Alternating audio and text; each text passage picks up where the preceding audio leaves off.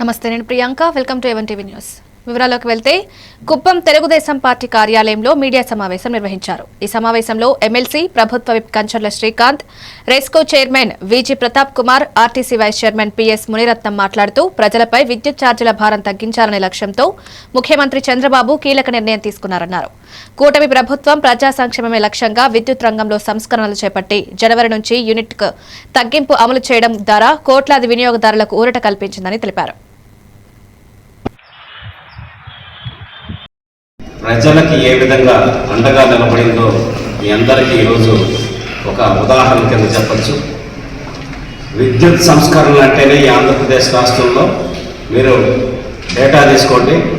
1995కు ముందు చంద్రబాబు నాయుడు గారు ముఖ్యమంత్రి కాకముందు, అయిన తర్వాత ఆ రంగాన్ని ఏ విధంగా సంస్కరించి ఎటువంటి ఫలితాలు రాబట్టారు, అలాగే ట్రాన్స్మిషన్ లాసెస్ దగ్గర నుంచి ప్రతి ఒక్కటి కూడా ఒక ముఖ్యమంత్రి అయ్యి టెక్నికల్గా కూడా డేటాను తెప్పించుకొని వాటిని కూడా అరకెట్టడం ద్వారా సంవత్సరానికి 3,000 కోట్ల రూపాయలు సేవ్ చేసినటువంటి ఘనత 2014-19 మధ్య చంద్రబాబు నాయుడు గారు ఆ రోజు చేయడం జరిగింది.